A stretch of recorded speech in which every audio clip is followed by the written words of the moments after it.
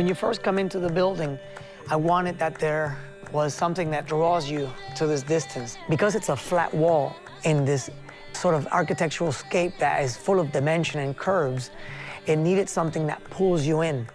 Its title, Nature of Language, deals with the hand and the mark-making, the humanity in creating something. I feel it's a reflection on the history of language.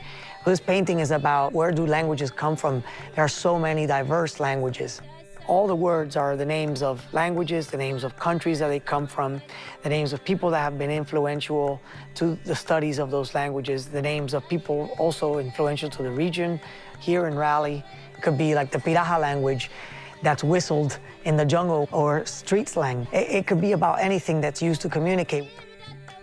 My background as an artist is pretty diverse and universal because I love drawing, and I can, just as easily pick up a camera and, enjoy taking pictures. But writing and calligraphy is very important to me because there's a gestural form and a language in that as well.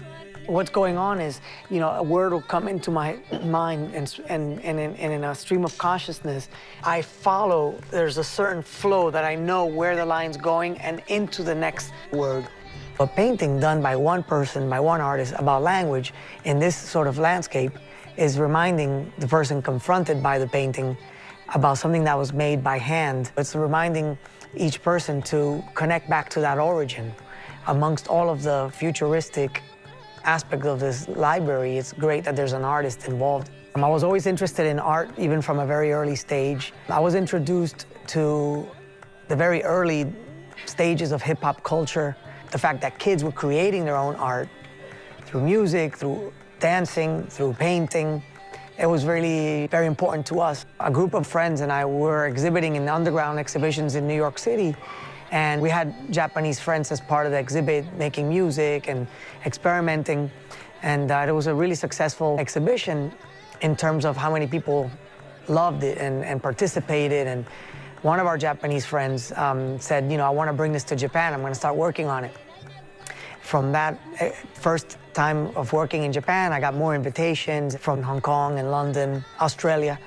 I then was invited to exhibit more in the United States.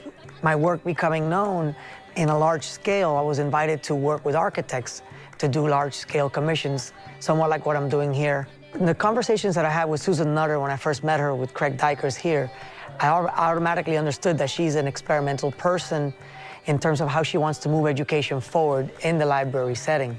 It's not supposed to be a necessarily quiet type of library. She's promoting interaction with people, and she's saying, interact, get together, create.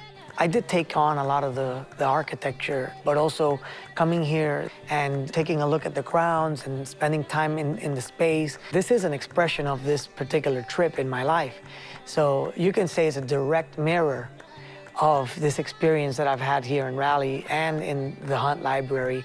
It's all of those things combined, and therefore creating a very busy, very energetic work that at the same time tries to find a peaceful balance in this energy.